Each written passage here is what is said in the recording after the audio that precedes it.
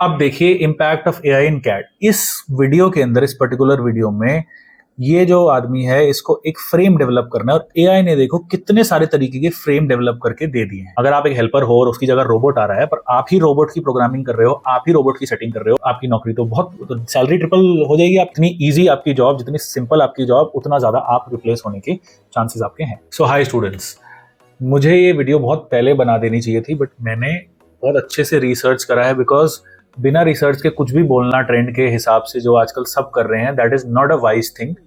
ठीक है, ये समझदारी का काम नहीं है कि ट्रेंड आया, जैसे आजकल एआई का ट्रेंड आ रखा है तो आजकल मेरी ही वीडियोस पे एड्स आती है कि आप एक्सेल में एआई सीखो।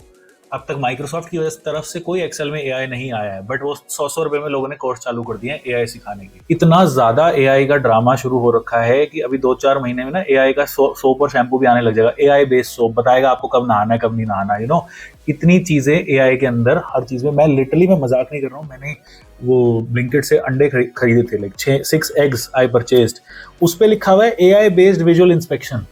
मतलब एक कैमरा लगा दिया, उस एग पे कुछ गंदा लग रखा है तो उसको हटा देंगे। हर चीज पे एआई का टैग लगा के उसको मार्केटिंग करी जा रही है।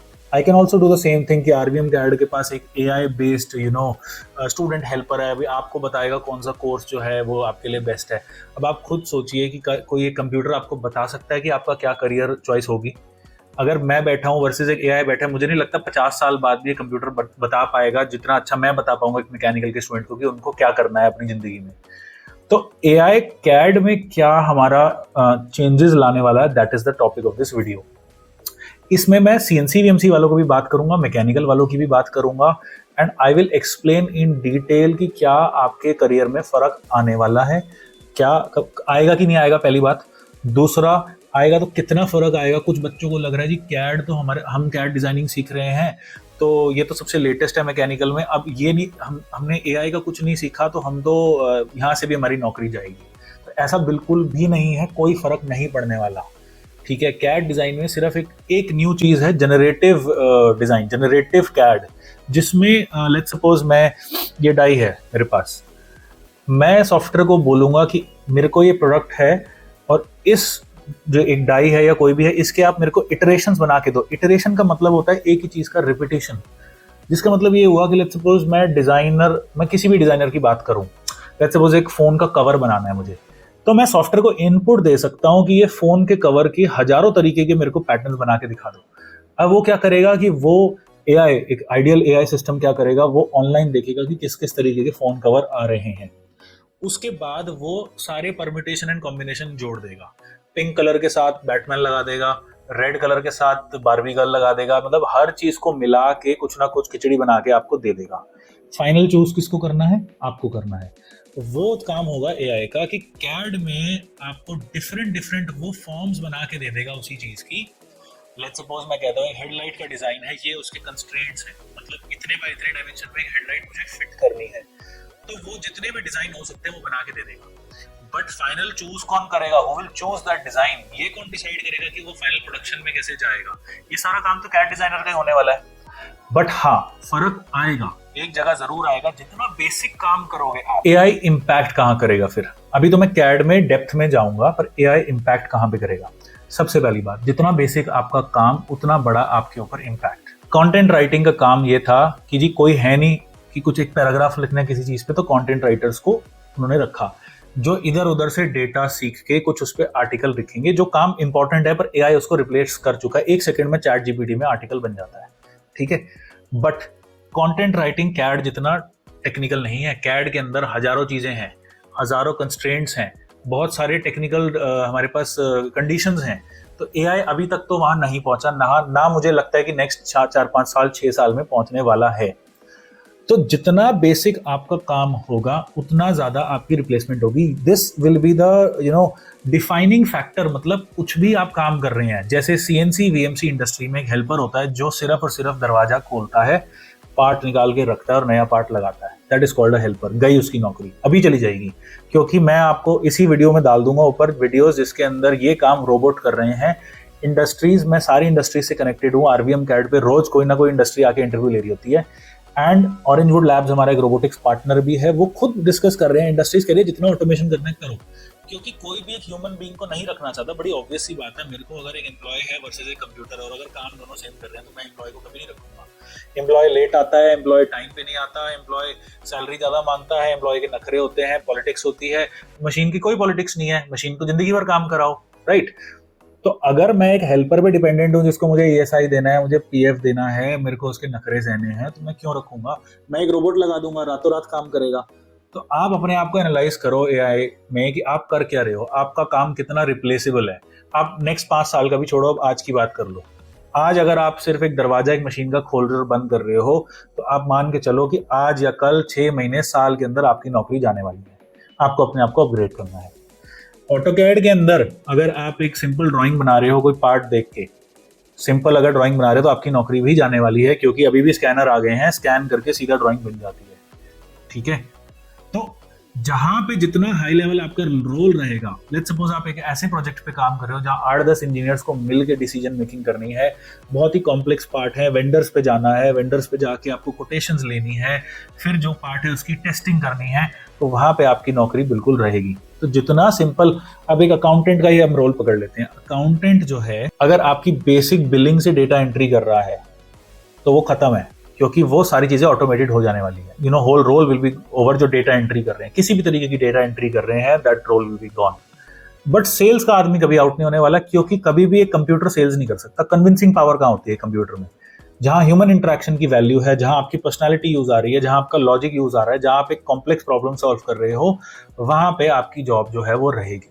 ओके, तो कैड में भी जितना हाई लेवल आप काम कर रहे हो, सीएनसी वीएमसी लाइन में अगर आप प्रोग्रामर रोल पे काम कर रहे हो, तो फिर आपकी जॉब जो है वो सेफ है। अब सीएनसी वीएमसी लाइन में मैं बताता हूं, सारी दुनिया यूज्ड पार्ट पे काम करती है। इंडिया में तो यूज्ड पार्ट चलते हैं, यूज्ड टूल्स चलते हैं।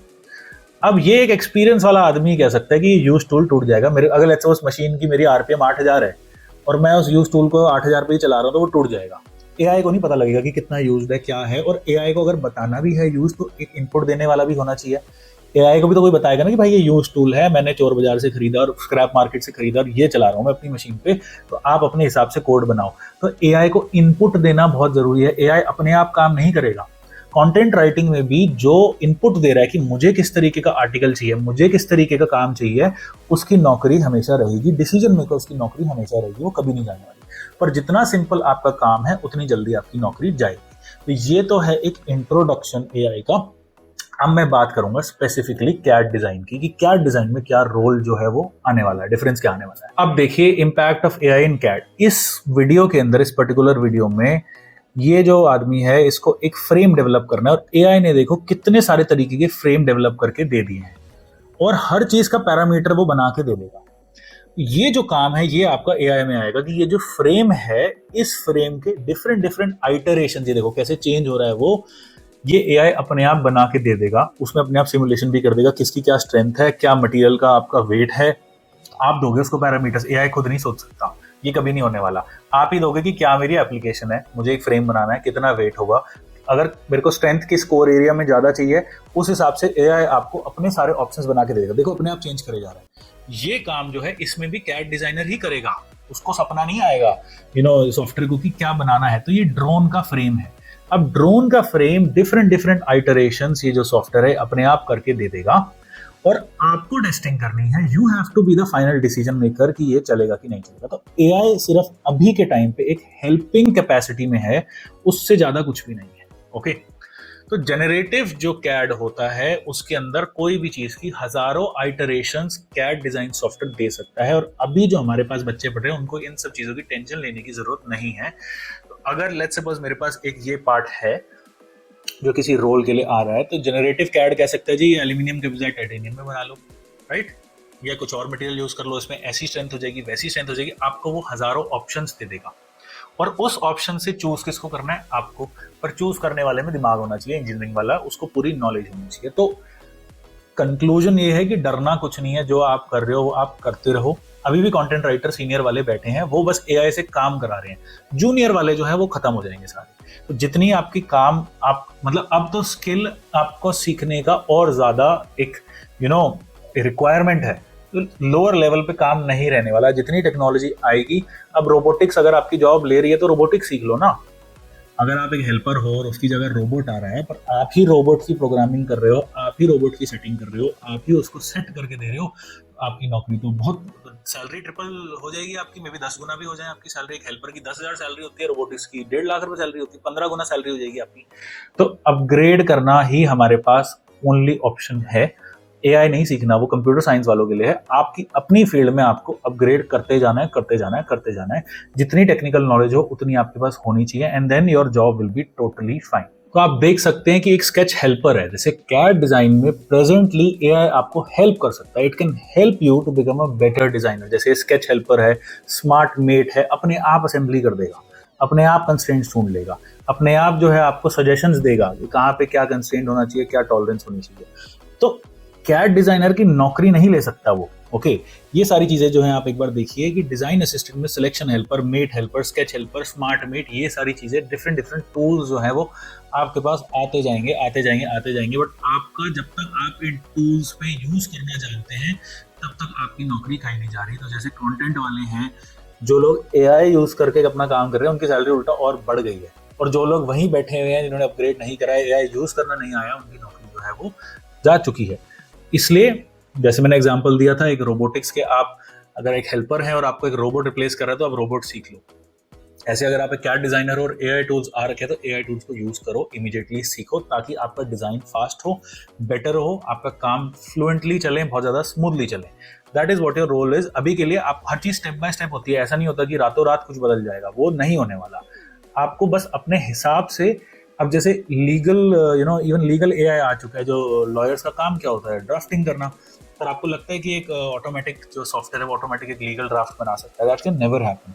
लॉयर को फाइनल नजर तो माननी ही पड़ेगी और इनपुट भी देना होगा कि किस तरीके का ड्राफ्ट चाहिए। सो आपका काम सिंपल करने के लिए एआई यूज होगा, और नौकरी आपकी तब तक नहीं लेगा एआई जब तक आप एआई को यूज कर रहे हो, एआई को सीख रहे हो, अपना काम बेटर कर रहे हो और अपने आप को अपग्रेड कर रहे हो। That's it. और टेंशन लेने की जरूरत नहीं है। बट हाँ, अगर बिल्कुल बेसिक आपका काम है, आप वही चीज रिपीटेड कर रहे हैं, जैसे क्वालिटी इंस्पेक्शन में सबसे मेन चीज, क्वालिटी इंस्पेक्शन में एक विजुअल इंस्पेक्शन लोग करते हैं, सारे सबकी जॉब जाने वाली है।